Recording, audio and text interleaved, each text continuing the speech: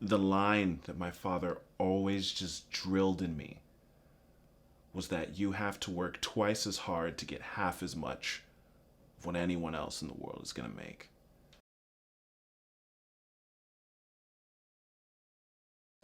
My first encounter with racism or discrimination involving my skin color. I think one day we're at the mall or at the store or something, and I saw him there. So like I ran up to him to say hi, and like his parent like pulled him away quickly. Kids just didn't necessarily want to play with me all the time, and or I'd be excluded for reasons that at the time remained like just unknown to me. I just could never really understand it. I was originally born in England, and my parents are Nigerian. Originally born in Brooklyn, my background is Guyanese and Jamaican. Dadaab, Kenya, and my background is South Sudanese. As a kid, I loved watching TV. I loved movies, video games. Writing poetry, I was making skits, like little films and stuff like that. Probably draw and like just make stuff and create stuff and just come up with stories, and I like to watch a lot of anime too. Honestly, I loved my childhood. I had parents that did their best to create a space for me to be free and as creative as possible. Even though when I hear certain stories, I realize they definitely shielded me from some things.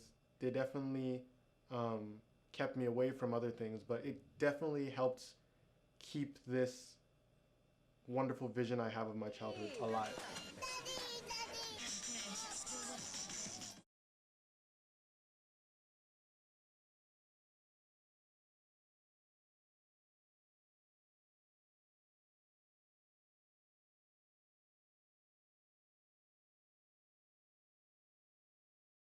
In terms of things that my parents told me growing up, um, one memorable piece of advice specifically came from my mom. She always told me that you have to work twice as hard to get half as much. And that to me just it seemed crazy growing up, but like I can see why she would say that like now, um, because there are so many roadblocks and so many snares in our path that are just there to make us stumble so that you can now fit into the narrative that the world wants you to fit into. Having to work at 200% consistently, it it ruins the fun in things. Like, as opposed to where some people are able to enjoy doing things for fun or doing it because they like it. Um, I can do it because I like it, but I also have to like the pain of pushing to be the best at what I do. I don't do things unless I have the intent to be the best at it now, because I also feel it's sad to go twice as hard or to hit that 200% and then be worse than someone else's. Like, if I'm going 200%, my 200% better look double as yours, you know? Whenever I would do something that was supposed to be fun, that I was supposed to like, you know? My opinion on the police today is that I just don't really like them at all. It's just a personal opinion that I've sort of developed based on just an amalgamation of different things, you know? Like, certain things need to change for sure. I know that, again, not all police officers are bad, that's for sure. But from my own experience and the experiences of those close to me, I know that we've been unfairly treated by police officers here. Um, I use the example of my little brother.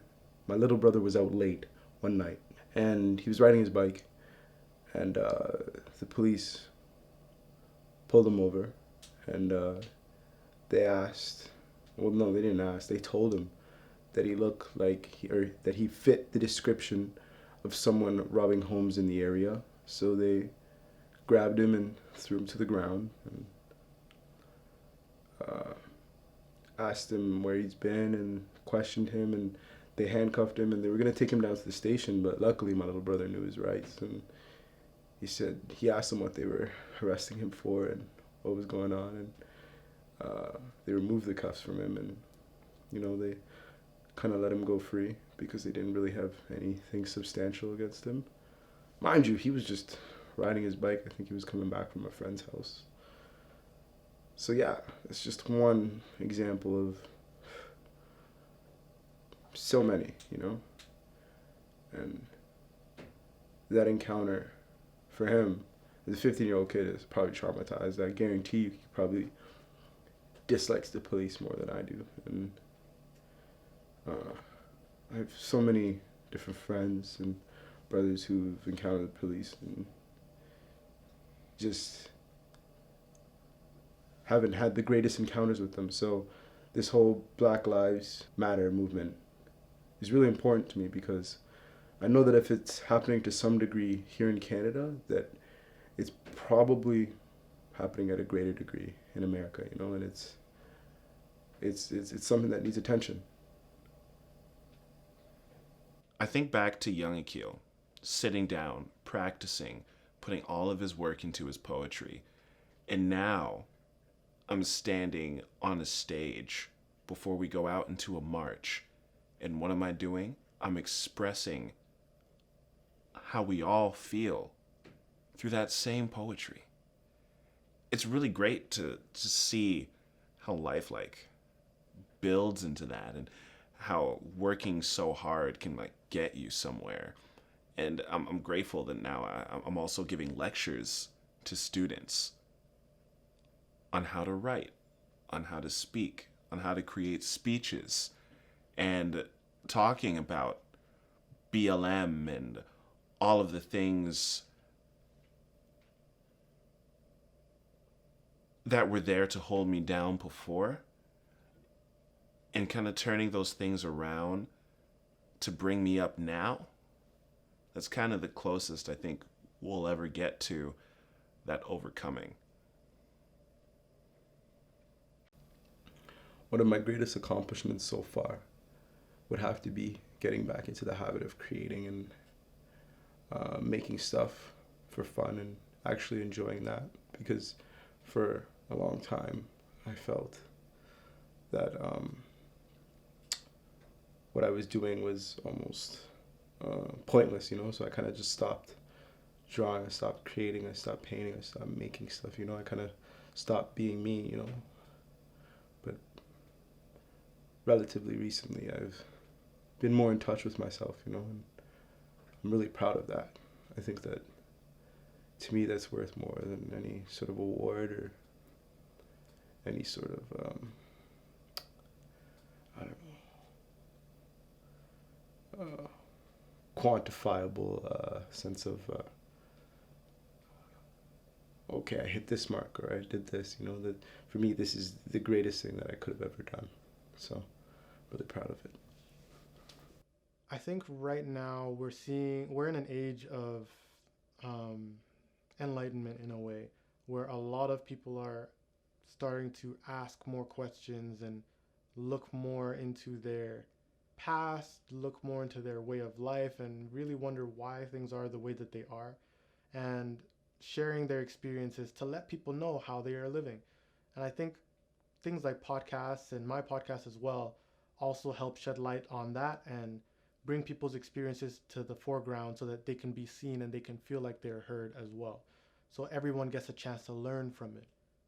And we all get to see the different narratives that life has to offer. Don't stop. You don't have to be the best at what you do. You just have to shine the brightest at it. 2 down, 3 up.